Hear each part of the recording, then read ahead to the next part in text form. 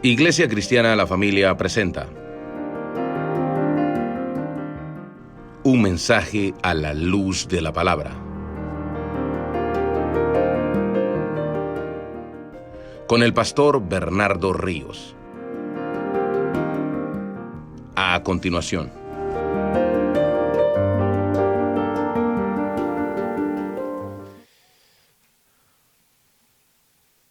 Segunda epístola a Timoteo, capítulo 3, verso 16.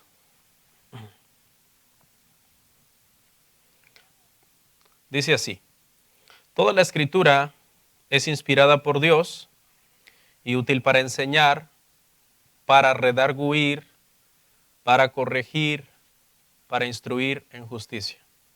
Oremos. Padre, te ruego que me des fuerzas en los próximos minutos para poder exponer tu palabra, para poder hablar de estas verdades que has puesto en mi corazón compartir el día de hoy con tus hijos reunidos en este lugar. Te pido que seamos edificados. Ayuda al predicador, Señor. Reconozco que sin ti no puedo hacer nada. Sin el amor por tu palabra, sin el amor por el prójimo, sin el amor por ti, sin el amor por la iglesia, solamente sería yo como un címbalo, como un metal que resuena, que retiñe, pero que no hace nada. No quiero que mis palabras sean así, Señor, un sonido incierto, un ruido, un reteñir. Quiero que sean palabras de vida, guiadas por tu Espíritu Santo a cada corazón como flechas, para que los corazones sean, Señor, encendidos y el celo por tu palabra se avive en ellos, por vivir en santificación, por honrarte, por adorarte, por servirte. Padre, muchísimas gracias por este día, Señor. A ti la gloria, Señor, no a los hombres, solo a ti la honra y la alabanza. Todo lo que te he pedido te lo ruego en el nombre de Jesús. Amén. Amén.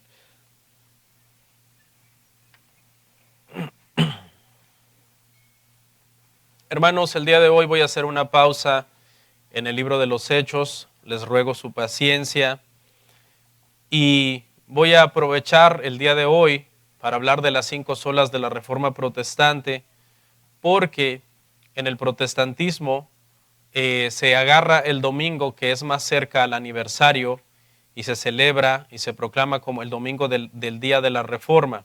Hoy es 30, mañana es 31, y entonces hoy es el día, hermano, el día domingo de la Reforma Protestante. Mi tema se titula Las 5 solas de la Reforma Protestante. No se preocupe si no sabe qué son. La meta es que al terminar hoy tenga usted una idea de qué vamos a hablar. No seré exhaustivo, hermanos, por cuestión de tiempo, pero hay mucho material, muchos libros, muchas prédicas que usted puede escuchar para seguir conociendo más este tema. Es bien importante, hermanos. Espero el día de hoy poder dejar claro por qué es importante. Decidí usar un sistema el día de hoy, hermanos, de preguntas y respuestas para dar este tema. Creo que este método nos puede ayudar como a memorizar más lo que se va a hablar. Entonces son varias preguntas, pero como yo no abundaré mucho en cada pregunta, espero terminar a tiempo. La primera pregunta que vamos a ver el día de hoy es: ¿qué son las 5 solas de la Reforma Protestante? Creo que hoy nos está fallando un poco el PowerPoint, fallas técnicas, pero iba a aparecer ahí la primera pregunta escrita y quería ver a ver si la dejábamos mientras yo la iba respondiendo para que usted la tuviera fresca en su mente. Y esta es la primera pregunta, hermano, que vamos a contestar. ¿Qué son? ¿Por qué los evangélicos, los protestantes, hacemos tanto énfasis en esto? Todo octubre Yo tengo una página personal que uso para compartir doctrina, teología, etcétera. Y todo octubre yo lo dedico a compartir cosas de la Reforma Protestante. ¿Por qué? ¿Por qué es tan importante? Y no solo yo, sino muchos canales de pastores, misioneros, personas que se dedican a compartir la palabra, que son cristianos, agarran todo octubre y se la pasan como un machetito dándole duro todo el mes. La Reforma Protestante, la Reforma Protestante. Cumplimos un año más, etcétera. La pregunta sería ¿por qué? Bueno, lo primero que quiero aclarar, hermanos, de modo jocoso, es que las 5 solas, hermano, no son 5 hermanas que quedaron solas en la época de la Reforma Protestante. Porque por ahí vi un meme que dice las 5 solas, y habían 5 muchachas ahí como que se querían casar y no encontraban marido. Dice, no, no son esas. Creo que es bueno aclarar eso, porque si no dicen 5 solas, pobrecitas. Hay que orar para que Dios les dé un esposo. No. Hermanos, lo que comenzó el 31 de octubre de 1517 como un llamado a un debate que hizo Martín Lutero, él escribió 95 tesis y en su capilla en Wittenberg, Alemania, él las clavó en una puerta. Esa puerta era como el mural de la ciudad, era donde se ponían los anuncios públicos, era como una publicación, como cuando usted el día de hoy agarra y pone una publicación en Facebook. Y lo invito a que publique cosas que edifiquen, hermano, porque a veces nosotros no queremos saber sus problemas. Porque hay gente que publica sus problemas, pero no publica cuando ya lo resolvió y lo deja uno con un pendiente como un año. Y Lutero, hermanos, hizo este escrito y lo publicó, lo clavó en la puerta, hermano, de la capilla de Wittenberg, donde él era predicador. Y resulta, hermano, que eso que él hizo tuvo una dimensión, hermano, que por los próximos 505 años, hasta hoy, hasta el día de hoy, el día de mañana exactamente se cumplen los 505 años, vino a revolucionar el mundo, vino a transformar y a cambiar el mundo. Pero resulta, hermano, que después de revisar el tema de las indulgencias, porque más que nada ese fue el meollo del asunto, las tesis tenían que ver mucho con las indulgencias, cobros que hacía la Iglesia Católico Romana. Y si hay algún católico aquí, por favor, no quiero lastimar a nadie, solamente es verdades históricas que yo quiero compartir y que ustedes las pueden ir a investigar y no son cosas que yo estoy inventando ni nada personal. Se comenzó por revisar entonces este tema de estos cobros de indulgencias que se hacían con el propósito de comprar favores de parte de la iglesia, de parte del Papa, perdón de pecados, pasar personas que estaban en un estado de condena a un estado de gracia, etcétera. Pero resulta, hermano, que como hubo oposición a ese debate, porque él no estaba llamando por medio de esas 95 tesis a hacer un movimiento que terminara en 2 iglesias, la católica romana y lo que nos llamamos protestantes. Ese no era el propósito original de él, sino simplemente llamar a un debate y decir, ¿por qué estamos haciendo cosas que no están de acuerdo a las escrituras? Pero como hubo resistencia, la iglesia se resistió y dijeron, no, ¿sabes qué? Simplemente retráctate, no queremos ni hablar del tema contigo. Entonces, la postura de él fue, que quizás tengo que revisar otras cosas, no solo el tema de las indulgencias. Así que él terminó entonces revisando la doctrina católica en muchos asuntos y comenzó a descubrir, no solo es el tema de las indulgencias, hay muchas otras cosas que aquí no están bien, no están de acuerdo a las escrituras. Entonces vea lo que sucedió. Una vez que él revisa la teología católica y encuentra muchas cosas que no están de acuerdo a las escrituras, esa revisión y esos estudios que los reformadores hacen dan como resultado toda una nueva teología protestante. Entonces el protestantismo comenzó a decir, es así, no así. Y se comenzó entonces a armar ese movimiento de la teología católica y la teología protestante. Y se hizo necesario entonces en un momento determinado toda esa teología protestante que surgió para corregir excesos de Roma, ponerlos de tal forma que se agruparan y hicieran como un resumen de toda la teología protestante. En pocas palabras, entonces, hermano, las 5 solas de la Reforma Protestante son 5 doctrinas, ¿ok?, que resumen de forma magistral toda la teología protestante de esos siglos. Que por cierto, la Reforma no terminó en el siglo XVI. Lutero hubo muchas cosas que no las cambió, que siguió practicándolas de hecho al estilo católico romano. Pero la Reforma siguió y continuó con otros reformadores y se siguieron revisando muchas cosas. Entonces, hermanos, es importante que aclaremos que las 5 solas no surgieron de inmediatamente. No, los reformadores no dijeron, ok, vamos a comenzar a reformar sola escritura, sola fide, sola gratia, etc. No, fue un proceso en que fueron surgiendo poco a poco y haciéndose necesarias para poder entonces resumir la teología protestante, que usted y yo, si nos decimos protestantes, creemos y decir, esto es, en esto lo resumimos, pero fue un proceso. No fueron surgiendo inmediatamente. Y hay un dato bien importante de estas 5 doctrinas. Son no negociables. Es decir, si tú no crees una de ellas, no eres protestante. Así de fácil. Toda persona que diga, no, es que yo no creo en una de ellas, no eres protestante. Y yo sé que a lo mejor la palabra protestante a algunos les suena mal. Dicen, ¿protestante de qué? Yo soy cristiano, yo soy evangélico. Sí, somos cristianos, somos evangélicos. Pero cuando usamos este término protestante lo usamos en este sentido. De que en esa época de la Reforma Protestante se recuperaron verdades y doctrinas bíblicas. No es, hermano, que se descubrieron o se inventaron. Simplemente se redescubrieron, no se descubrieron. Esas doctrinas ya las tenían en el siglo I y ahorita lo vamos a ver. Y ya las enseñaba la iglesia primitiva. ¿Y por qué las enseñaba la iglesia primitiva y estaban en el siglo I ya siendo creídas por los primeros cristianos? Porque son bíblicas, porque están en las escrituras. Concluyo entonces la respuesta de esta pregunta. ¿Qué son las 5 solas de la Reforma Protestante? Son un resumen de la teología protestante.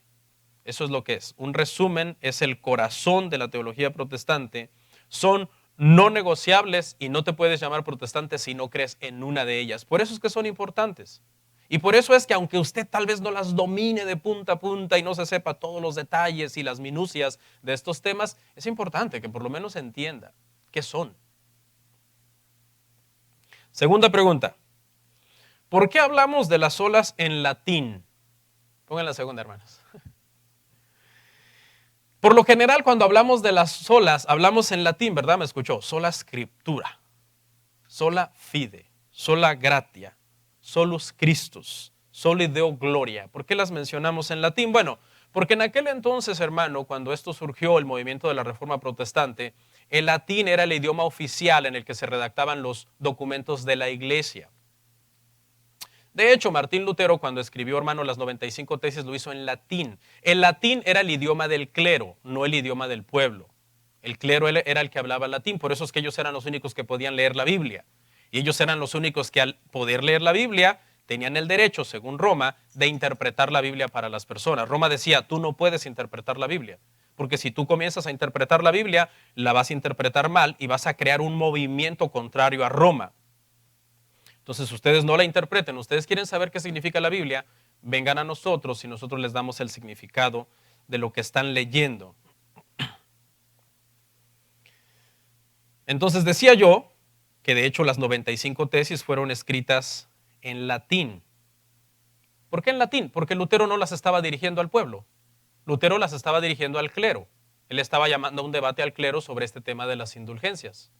Pero sus estudiantes, como ya mencionaron en la mañana algunos hermanos, las fueron a leer, las copiaron, ya estaba la imprenta para ese entonces, se imprimieron a escala masiva y en menos de 3 meses, según la historia, se regaron por toda Europa, hermanos, como fuego.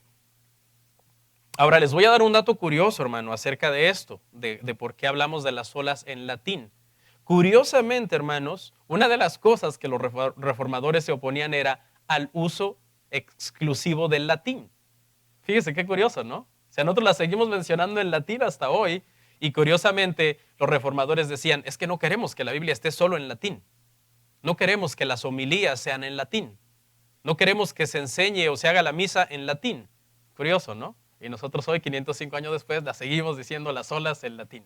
Y pareciera como que, el pastor aprendió latín, tomó un curso por ahí de latín. No, no hablo latín. Hay muchas palabras que se parecen mucho al español, obviamente, ¿no? Porque hay 5 idiomas romances que proceden del latín y el español es uno de ellos. El italiano, el francés, el portugués y el rumano. Entonces estos 5 idiomas, su raíz es el latín y por eso usted dice, yo casi entiendo, sola escritura, entonces ya hablo latín. No, lo que pasa es que se parece mucho a escritura. Tercera pregunta, hermanos. Muy importante esta pregunta. ¿Predicó la iglesia las 5 solas? ¿La iglesia primitiva? Ponga atención a esa palabra primitiva y márquela. ¿Predicó la iglesia primitiva las 5 solas? ¿Por qué nosotros la estamos predicando si la iglesia primitiva no las mencionó? Aquí es donde cabe aclarar, hermano, que la iglesia primitiva lo que no usó fue la terminología que nosotros usamos, pero los conceptos de las doctrinas estaban allí desde el siglo I. Es decir, ninguno de nuestros hermanos en el siglo I dijo sola escritura, o Pablo dijo sola fide, aunque claro, casi Efesios 2:8 dice sola fide, ¿no?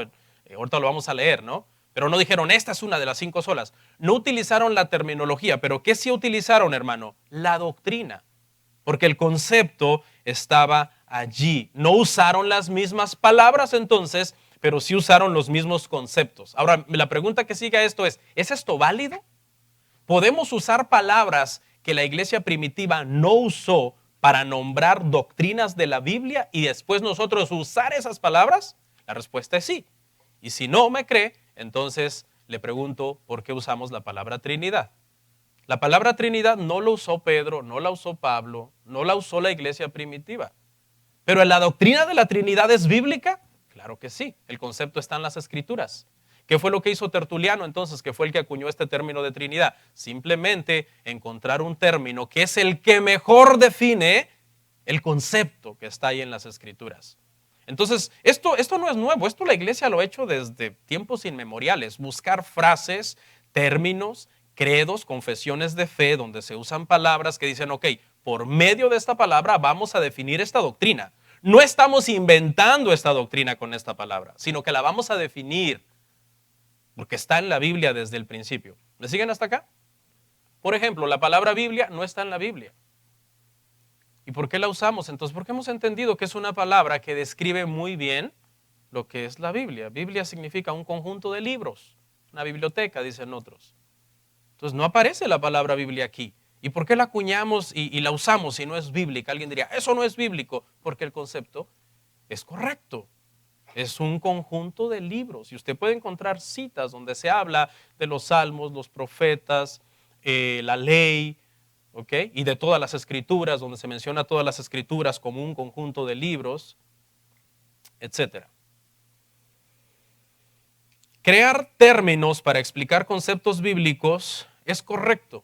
Eso es correcto, es bueno tener esos términos que nos ayudan a definir de una forma magistral un concepto bíblico. La iglesia lo ha hecho desde siempre y de hecho, hermanos, es necesario. Cuando un concilio, hermano, de los concilios primeros, obviamente antes del concilio de Trento, antes de los concilios, lo que se le llama como concilios ecuménicos, ¿okay? Cuando los concilios ecuménicos se reunían, hermano, era para definir una doctrina que ya se creía, no para inventar una doctrina.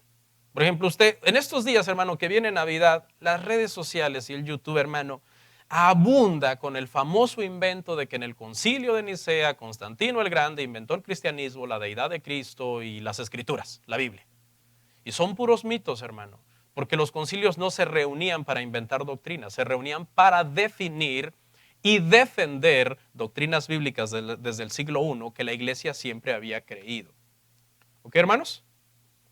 Bueno, pregunta 4. ¿En qué sentido se usa la palabra sola para definir estas doctrinas? ¿Por qué se usa la palabra sola? Aquí quiero aclarar, hermano, que la palabra sola, esta palabra en latín, que es solamente, traducida al español, solamente, se usa en dos sentidos. Se usa en un sentido positivo para decir sola escritura, pero también en un sentido negativo para decir no tradición. Por eso es sola. Sola pretende eliminar el y que va en medio de escritura y tradición. Entonces, sola elimina y tradición y se queda con sola escritura. Entonces, en el sentido negativo decimos solo escritura, pero en el sentido negativo decimos no tradición. Ya les voy a explicar un poco a qué me refiero cuando digo tradición, porque alguien dirá, entonces dejaré mis tradiciones de celebrar mi cumpleaños. No, no estamos hablando de eso. No. Entonces, esta palabra, hermano, sola, escuche, siempre que vamos a hablar de las 5 solas de la Reforma Protestante, es imposible no hablar del catolicismo. Así que si hay alguien aquí que es católico, repito, no es personal. Si tiene alguna pregunta al final se acerca conmigo, porque no me puede llamar un debate público ahorita. A ver, debatamos, porque pues este no es el formato, ¿no? Este es un sermón, no es formato de debate. Pero podemos hablar y quizás alguien en línea está, yo soy católico, ya me está poniendo ahí comentarios como, cállate, hijo de Lutero, hereje, etcétera, porque a veces son bien celosos en ese aspecto. ¿Ok? Cuando decimos sola fide, estamos afirmando positivamente que la salvación es solo por fe, pero al mismo tiempo estamos afirmando negativamente que es por fe solamente y no por fe y obras. ¿Ok? Pregunta número 5. ¿Por qué son 5 solas y no menos o más? ¿Por qué son 5? Bueno, lo primero, hermano, que tenemos que saber es que estas doctrinas no fueron planeadas. No es que los reformadores dijeron, 2 muy poquitas, inventemos otra. O 4 no, 5, mejor que sean 5, porque 5 son los dedos que tenemos en la mano. No, ellas surgieron de forma natural. Al estudiar las escrituras, ellas surgieron de forma natural, como una tras otra. Al descubrir sola escritura, de forma natural, surgieron todas las demás.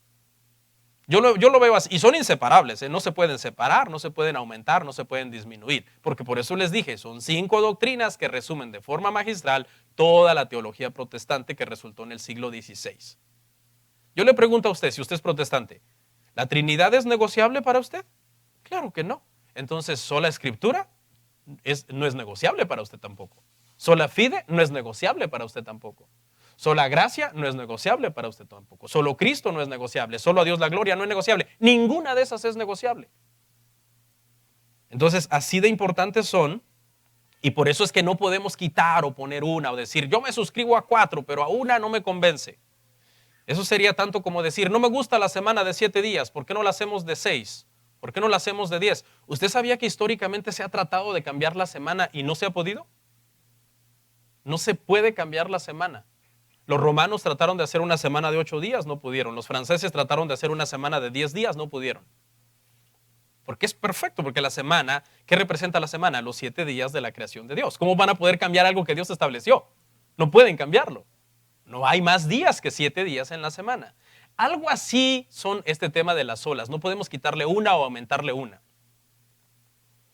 Y fluyen naturalmente de la una a la otra. En el momento que tú dices sola escritura, yo me baso solo en la palabra de Dios, automáticamente entiendes que la salvación es por fe, por la gracia de Dios, que Cristo es el único camino al Padre y que todo esto que acabas de decir es únicamente para la gloria de Dios. La sola escritura es como la entrada a la casa de las solas, no de las hermanas solas, no, sino de las solas de la Reforma, y el sólido gloria es como la puerta de salida donde tú dices, ya las terminé todas. Pero entras por solo escritura, las recorres las 3 que están allá adentro, sola fide, sola gracia, solo Cristo, y sales por sólido gloria, y no hay otro recorrido más que ese. ¿Ok, hermanos? Bueno, la sexta pregunta. ¿Por qué debemos seguir proclamando las 5 solas de la Reforma Protestante? Esta es una buena pregunta.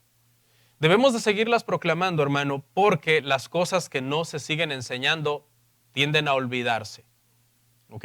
Precisamente el gran caos, hermano, teológico y doctrinal que se tiene hoy en muchas congregaciones es porque han dejado de enseñar estas verdades. Han dejado de repetirlas, de pasarlas a las generaciones venideras, no las entienden, no saben qué es. Ellos dicen, a saber qué será eso. Tenemos que tener un poco, hermano, poner un poco de diligencia en este tema del estudio. Yo sé que a lo mejor no todos aquí hemos sido llamados a la predicación, ¿verdad? Dicen, el pastor va a hablar de las 5 solas, ahorita me voy a echar mi siesta, yo no predico, yo nunca evangelizo, ¿yo para qué necesito esa información? Claro que la necesitas, necesitamos porque son enseñanzas de la Escritura, hermano. Si nosotros amamos la palabra, tenemos que amar las doctrinas que enseña la palabra.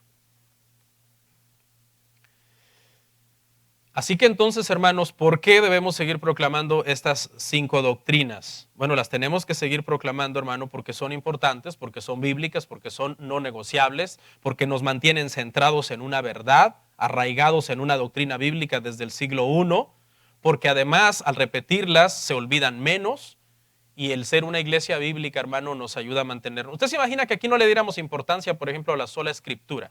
Que dijéramos, bueno, la palabra no es tan importante. Sería un problema. Muchos aquí no estarían. Muchos que son estudiosos de la escritura. Quiero decir algo. Muchos que son estudiosos de la escritura y que son estrictos en qué significa y en el celo de la verdad y discernir lo que está tergiversado de lo que es correcto, si yo a partir del domingo que viene empezara como medio a predicar por encimita y todo, se van. Pero también le aseguro que muchos se quedarían. Y eso es grave. Eso es grave. ¿Sabe por qué? Porque se quedarían aquellos que no les interesa. A mí con que el pastor predique, a mí que yo no voy a profundizar en lo que él dijo, ni me importa. ¿Sí me entiende? Y eso sería grave. Sería bueno que todos se vayan. Porque yo diría, wow, tenía una iglesia bíblica. Cuando yo me desvié, se fueron todos. Y ahora sí, voy a contestar entonces brevemente qué son las 5 solas. Es la pregunta que sigue, porque vamos a hablar de la primera. ¿Qué es la sola escritura? Y ahí es donde vamos a leer una vez más nuestra cita base, segunda de Timoteo 3:16. Toda la escritura es inspirada por Dios y útil para enseñar, para redarguir, para corregir, para instruir en justicia. Esta sola escritura, hermano, existe para decir que nosotros no creemos en la tradición. Ya le voy a explicar un poquito qué es la tradición, hermano, ¿ok? ¿Cómo se cree que se articuló esto? Solo escritura. Se cree, hermano, algunos teólogos dicen que esto surgió de cuando Lutero fue confrontado para que se retractara de sus escritos. Él fue confrontado, retracta de los escritos que has hecho. Cuando lo llamaron a esa cita le hicieron 2 preguntas nada más. La primera, ¿son estos libros tuyos? Sí. La segunda, ¿te retractas de todo lo que has escrito en ellos? Primero dijo, déjenme pensarlo. Primero dijo eso. Y pasó unas horas pensándolo. Pero cuando volvió dijo, no me retracto. Y ahí fue donde dijo la famosa y célebre frase, no me retracto, se la voy a leer. A menos que sea convencido por la Sagrada Escritura, no me puedo retractar porque mi conciencia está cautiva por la palabra de Dios. Y actuar contra la conciencia no es correcto ni seguro. Así que aquí estoy, que Dios me ayude. Entonces, de este celo de Martín Lutero y de los reformadores y de los prerreformadores por la Escritura y de ese amor por la Escritura, fue que entonces dijeron, sola Escritura. Tenemos que sustentar lo que creemos en materia de fe y de práctica y en cuanto a la salvación con la Escritura. Martín Lutero, hermano, era un estudioso de las Escrituras, sabía griego, sabía hebreo, y cuando él leía, hermano, las Escrituras en latín, porque la versión oficial que usaba la Iglesia Católica en aquel entonces era la Vulgata Latina, una traducción de Jerónimo, él comenzó a descubrir errores en la Vulgata Latina. Y dijo, no, tenemos que ir a las fuentes. Comenzó a usar una frase en latín, ad fontes, pero cuando él decía eso, él quería decir, vamos al griego, vamos al hebreo y veamos, porque algunas cosas, no estoy seguro de este dato, usted lo puede checar, me parece que Jerónimo tradujo arrepentimiento como penitencia. Cuando arrepentimiento en griego significa otra cosa, él lo tradujo como penitencia, que es otra cosa. Y entonces cuando Lutero comenzó a descubrir esas cosas, dijo, necesitamos ir a las fuentes. Dijo, no confío en los papas, yo confío en la Escritura. Ahora, ¿qué queremos decir, hermano, cuando decimos sola Escritura y no tradición? Le voy a explicar brevemente qué es la tradición católica. La tradición católica es toda la enseñanza que hayan dicho los católicos, hermano, que no está en la palabra. Lo que haya dicho un papa, se cree que el papa es infalible cuando habla ex cátedra, es decir, cuando está sentado en lo que ellos le llaman la silla de San Pedro, porque es sucesor supuestamente de San Pedro, entonces todo eso es infalible. No dicen que el papa es infalible cada vez que habla, tampoco inventemos cosas, ¿no? Porque a veces le dices es un católico y te pone en tu lugar, te dice, ignorante, no sabe lo que estás diciendo. No creen que todo lo que el papa dice es infalible, sino cuando se sienta en esa silla y dice algo desde esa silla, entonces es revelación de Dios. Entonces, escuche, el catolicismo enseñaba esta situación. La revelación de Dios está en 2 fuentes, la tradición y la Escritura. Y el protestantismo dijo, no, la revelación de Dios está en una fuente, la Escritura. Todo lo que tiene que ver con salvación está en la Escritura. Porque si somos bíblicos también sabemos que la naturaleza, ¿verdad?, es revelación de Dios. Los cielos cuentan la gloria de Dios. Pero para salvación, la revelación de la naturaleza, ¿sabe para lo único que sirve? Para condenación. El que ve a Dios por medio de la naturaleza no es salvo, porque ese no es el evangelio. Solamente es condenado porque la naturaleza le está diciendo hay un Dios. Pero para poder recibir revelación para salvación, ¿qué necesitamos? La Escritura, el Evangelio. Entonces, por eso, hermano, se dice sola Escritura, se dice no, hay una sola fuente de revelación para salvación y es la Escritura.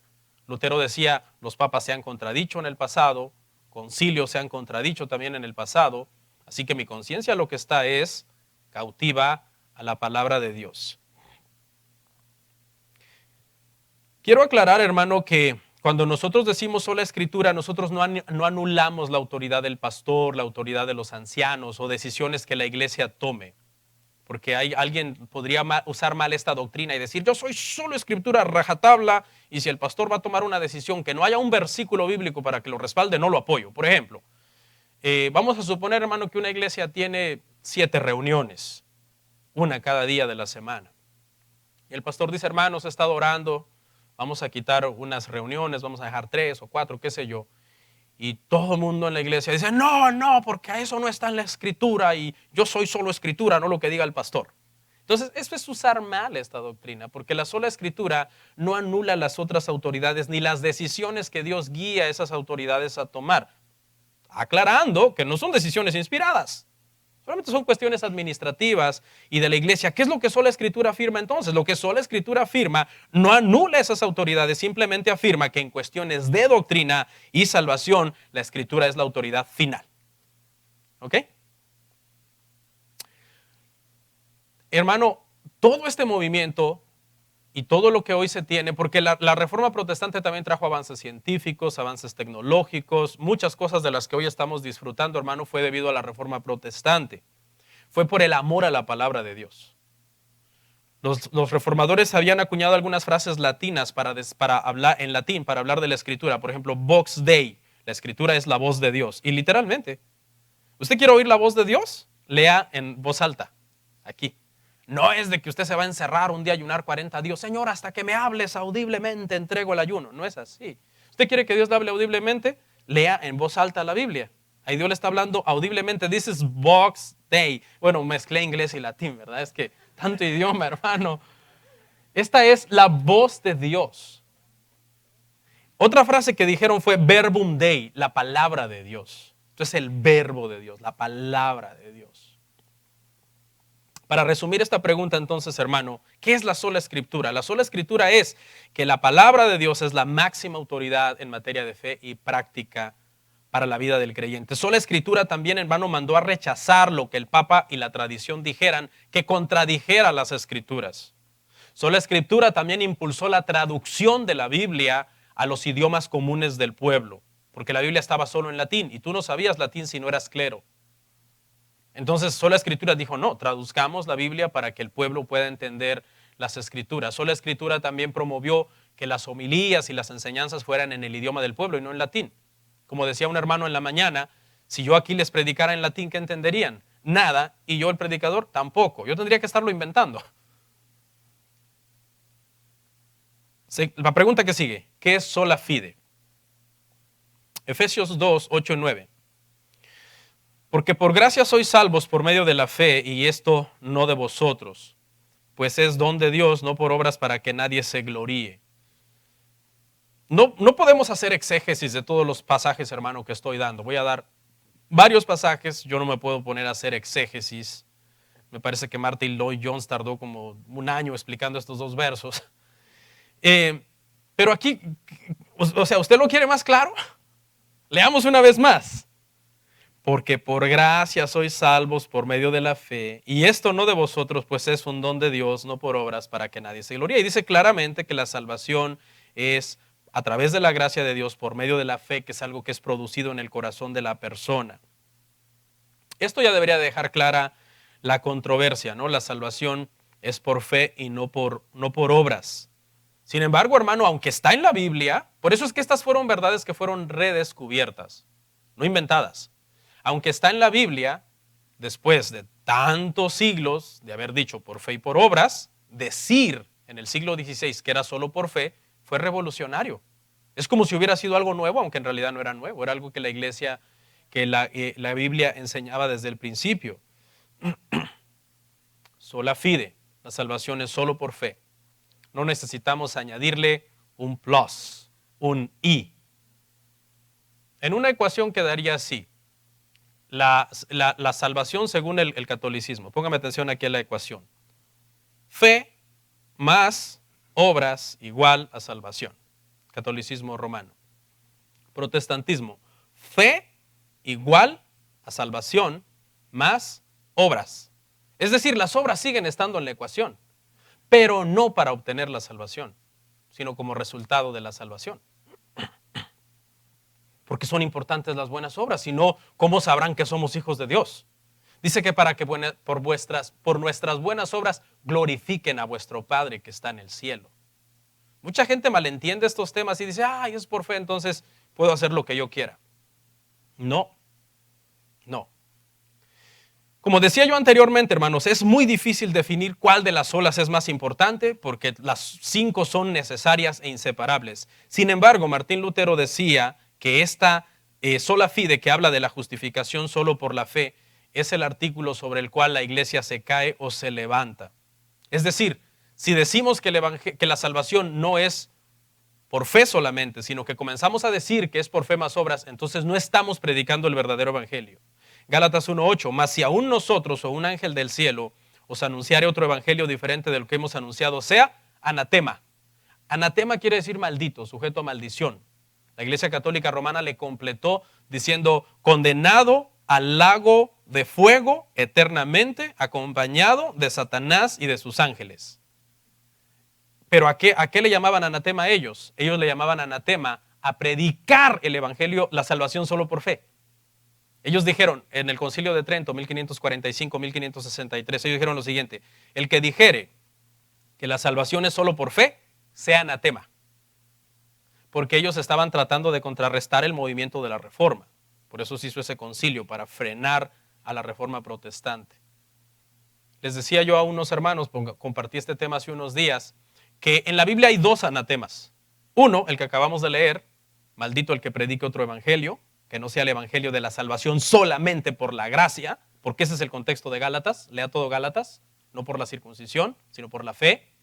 ¿Okay? Y el segundo anatema, maldito sea el que no ame al Señor. El que no ame al Señor sea anatema. Hay 2 anatemas en la Biblia, solo 2, pero la Iglesia Católica Romana en el Concilio de Trento inventó 125 anatemas. No todos estaban dirigidos al protestantismo porque aprovecharon para revisar muchas otras cosas que ellos querían también corregir, pero varios estaban dirigidos al protestantismo, declarando malditos a los que digamos que la salvación es solo por fe. ¿Sí me siguió en todo eso? Entonces, hermano, la salvación, hermano, no puede ser recibida aparte del sacrificio de Cristo en la cruz y por medio de nuestra fe en ese sacrificio.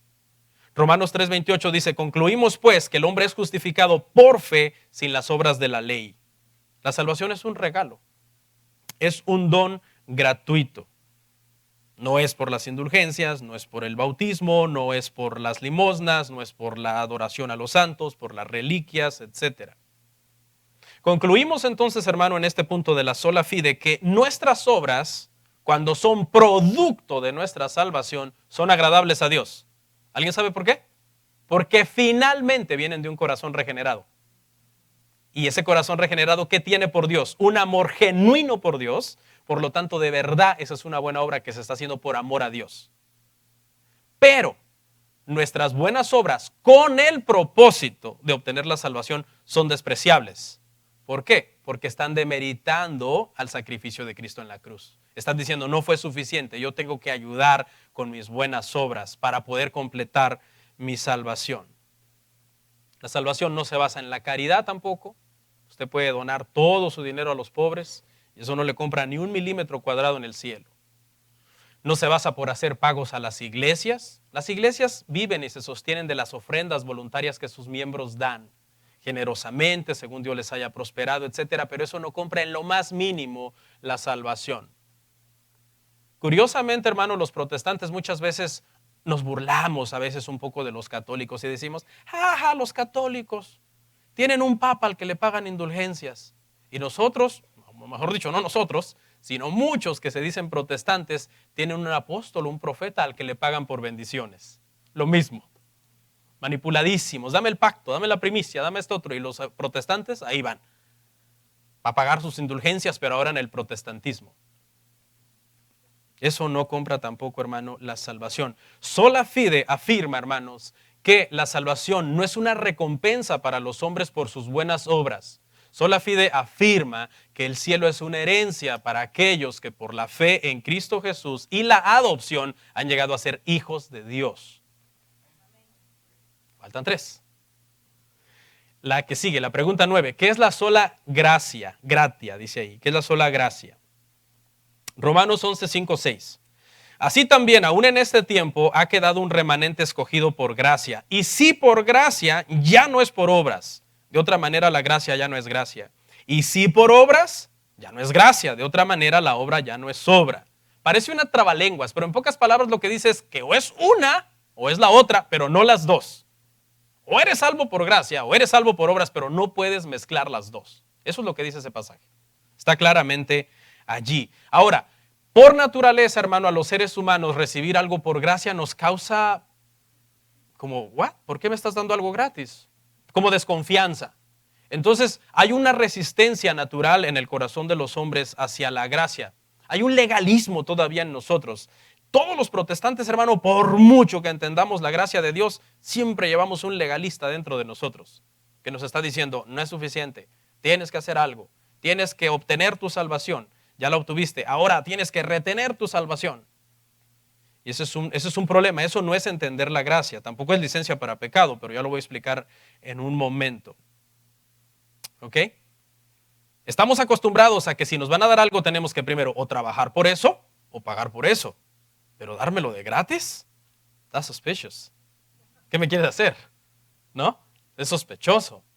Entonces, eso genera en nuestro corazón una resistencia natural hacia la gracia. Siempre el hombre va a querer estar ayudando a Dios en ese tema de la salvación. ¿Okay? Estas dos se confunden un poco, ¿verdad, hermano? Sola fide, fe en obras, y solo gracia, la gracia de Dios, no la iniciativa humana, que terminarían siendo obras. Entonces creo, hermano, que voy a definir estos dos conceptos para diferenciarlos. Primero, voy a dar una definición de gracia.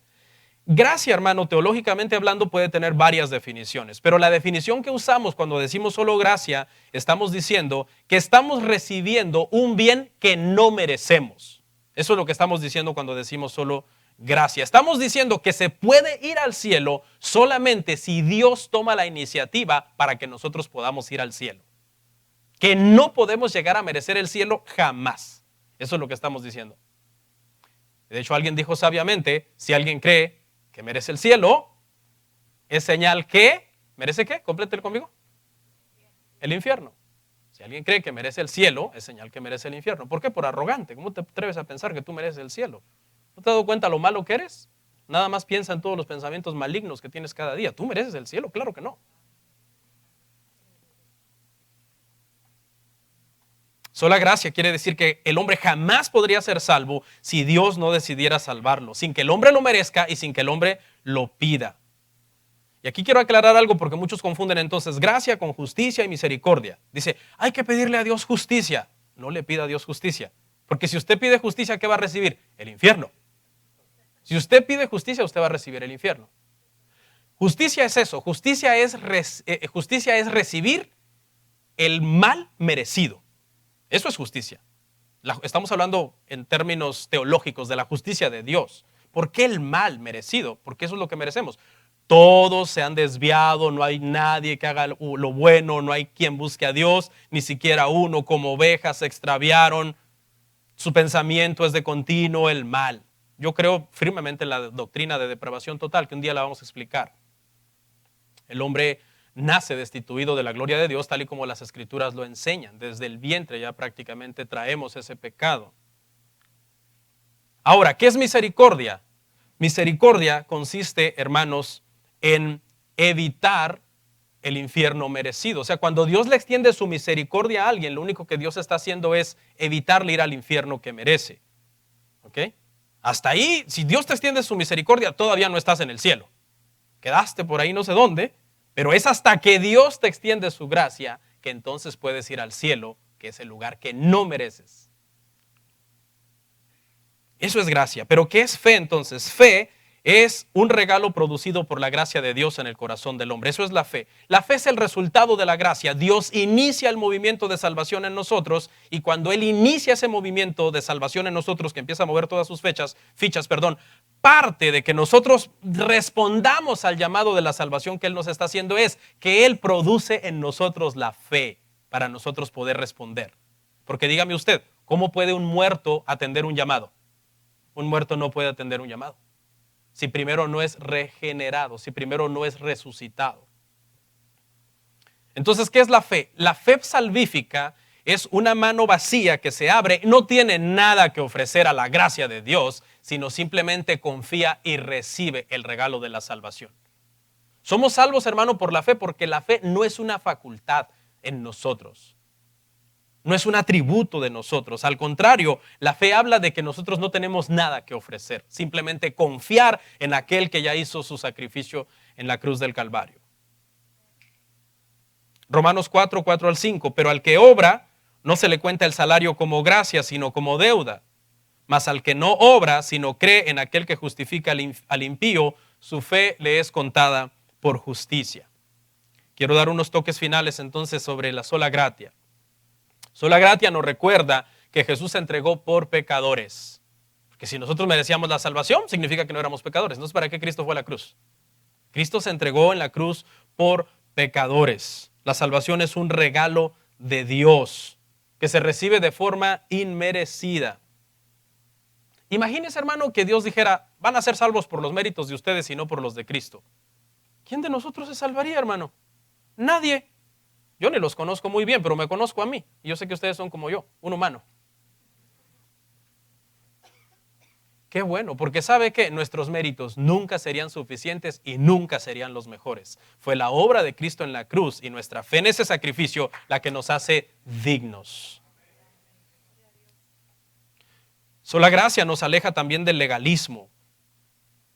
¿Ok? Cuando tú entiendes que Dios te predestinó, te escogió, te salvó, te santificó, te justificó y te glorificará y te resucitará y que esa es una obra que Él hizo y que Él comenzó y que Él perfeccionará hasta el día de Jesucristo, entonces se te quita ese legalismo de estar tú con esa zozobra en todo momento, de decir a saber en qué momento me voy a perder, porque el Señor es el buen pastor que no ha perdido nunca ninguna de sus ovejas. Entonces me puedo ir a hacer lo que yo quiera. No. Porque las obras están dentro de la ecuación de la salvación, pero como resultado de esta. El otro día estaba diciendo un católico romano que estaba yo escuchando en YouTube y dice, yo no creo en esa sola fide, dice, porque es que es imposible separar la fe de las obras, no las puede separar. Santiago 2:17 dice claramente que la fe sin obras está muerta. Y es que nosotros no estamos tratando de separarlas. No trate de separarlas porque entonces usted se va a encontrar en un callejón en donde le van a decir estás mal y te van a demostrar con la palabra que estás mal. No estamos tratando de separarlas, lo que estamos tratando es de ponerlas en su orden correcto. Primero fe, salvación y obras. Y no como ellos, que las mezclan.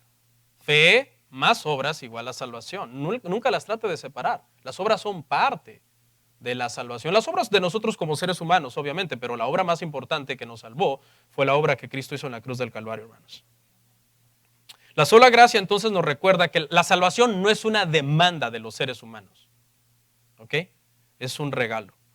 La penúltima, ¿qué es solus Christus? Hechos 4:12. Y en ningún otro hay salvación, porque no hay otro nombre bajo el cielo dado a los hombres en que podamos ser salvos. Esta sola, hermano, simplemente quiere decir, hermano, que el camino al Padre, el camino a la salvación está en Cristo y que no hay otro camino. ¿Sí? No hay otro camino, hermano, para llegar nosotros a Dios. Obviamente esta postura, hermano, es odiada por el mundo, porque esta postura es exclusivista. Si tú te pones a hablar, por ejemplo, con otra persona y le dices, oye, ¿cómo puedo ser salvo? Y tú le dices, solo hay un camino, Cristo, intolerante. Porque ¿qué es lo que enseña hoy el secularismo? Hay muchos caminos a Dios, todas las religiones llevan a Dios. Hoy, hermano, hablar en mal de una religión X y de su fundador es políticamente incorrecto. Si a ti te invitan a un noticiero y dices tú, los mormones son una herejía y José Smith era un hereje, te cancelan. Automáticamente la cultura te cancela. Te cierran tus canales y todo. Estamos hablando ya en cuestiones de televisión, ¿no? Pero decir maldiciones de Cristo, maldiciones del cristianismo, eso está bien. Eso dicen, oh, por fin la gente está despertando y dándose cuenta que Cristo y esa mitología cristiana, evangélica, está mal. Hay un odio, hermano, de forma natural hacia Cristo. Y usted sabe que Cristo profetizó eso. Cristo dijo, ellos los odiarán a vosotros. No se preocupen, ¿saben por qué los odiarán a ustedes? Porque el mundo me odia a mí. Entonces, hermano, solo Cristo nació esta doctrina, hermano, para contrarrestar entonces que en la Iglesia Católica había dicho, tenemos que poner intercesores entre los laicos y el clero. Tú tienes que irte a confesar o tienes que esperar a que el Papa diga o fulano interprete, como esos mediadores entre el clero y los laicos. Y el protestantismo dijo, no, tenemos solamente un sumo sacerdote. ¿Quién es el sumo sacerdote, hermanos? Cristo. ¿Y cómo le llaman al Papa los católicos romanos? ¿Sumo qué? Pontífice, ¿sabe qué es? Latín para sumo sacerdote. Ahí lo llaman el sumo sacerdote. El que construye el puente entre el hombre y Dios, pero que pontificex en el latín quiere decir eso, un constructor de puentes. El que se pone aquí, el laico está aquí, es decir, el que no es parte del clero, una persona normal está aquí está Dios y no puedes llegar a Dios si no pasas por ese puente que es ¿quién? El sumo pontífice, que es el Papa. Pero vea lo que dice la Biblia, Hebreos 4:15. Porque no tenemos un sumo sacerdote que no pueda compadecerse de nuestras debilidades, sino uno que fue tentado en todo según nuestra semejanza, pero sin pecado. ¿De quién hablaba aquí la Biblia? De Cristo Jesús, no del Papa. No del Papa. Hay una ilustración, hermano, en el libro Doctrinas que transformaron el mundo, que habla que da una ilustración para entender esto de que Cristo es el único camino a Dios. Se la leo, dice así. Se cuenta que en una ocasión un viajero contrató un guía para que lo condujera a través de un área de desierto. Cuando llegaron al comienzo del desierto, el viajero vio que toda la arena lucía igual y que no había huellas por ningún lugar. El viajero preguntó, ¿dónde está el camino para transitar por el desierto? Y el guía le respondió un poco molesto, yo soy el camino. O sea, yo soy el camino. Aquí yo solamente conozco cómo salir de este desierto. Olvídate, ¿qué camino? Si los aires y las ventiscas en cuestión de 5 minutos borran las huellas de alguien que haya pasado aquí antes. Pon tu mano sobre mí, sígueme, yo te voy a sacar de este desierto. Y la aplicación que da el autor del libro es que lo mismo pasa con Cristo. Este mundo es como una jungla, un desierto en donde, hermano, está difícil la situación. Y entonces, ¿de quién nos tenemos que agarrar para llegar a Dios? De Cristo, porque Él es el camino, Él es la verdad, Él es la vida. Y leyendo en las Escrituras he encontrado muchas verdades acerca de Cristo y el tema del camino. Fíjese, no solamente es el camino, es nuestro acompañante en el camino, eso está en Hebreos.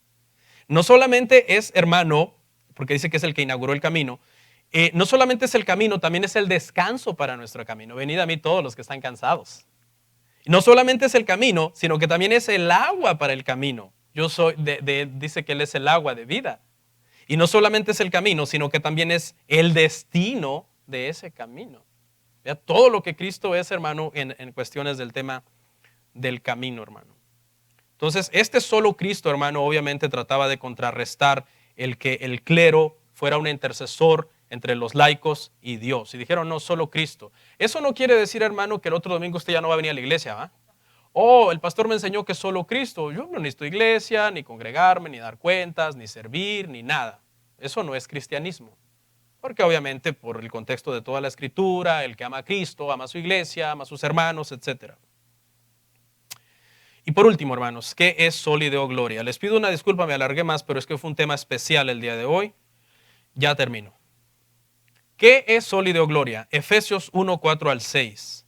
Según nos escogió en Él antes de la fundación del mundo, para que fuésemos santos y sin mancha delante de Él, en amor, habiéndonos predestinado para ser adoptados hijos suyos por medio de Jesucristo, según el puro afecto de su voluntad, eso ráyelo, para la alabanza de la gloria de su gracia, con lo cual nos hizo aceptos en el amado. Sol y deo gloria, hermano, esta última sola, quiere decir, hermano, que el propósito de nuestra creación, el propósito de nuestra salvación fue solo y exclusivamente para la gloria de Dios. ¿Quién de usted pidió ser creado?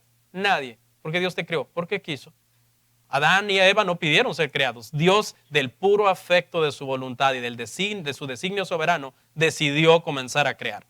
Y cuando cayeron Adán y Eva, ¿pidieron ser salvados y rescatados? No. ¿Quién hizo eso? Dios. Es más, yo lo había planeado desde antes de la fundación del mundo, el pacto de redención, ¿ok? Pero fue designio únicamente de Dios. ¿Estamos de acuerdo en eso, hermanos? Entonces, esta sola, la quinta, hermano, lo que quiere decir eso, hermano, que todo lo que nosotros hagamos, hermano, en nuestra vida, todo lo que recibimos, todo lo que damos, todo lo que servimos, todo lo que somos, es única y exclusivamente para la gloria de Dios. 1 Corintios 10:31, si pues coméis o bebéis o hacéis otra cosa, es decir, cualquier otra cosa, hacedlo todo para la gloria de Dios.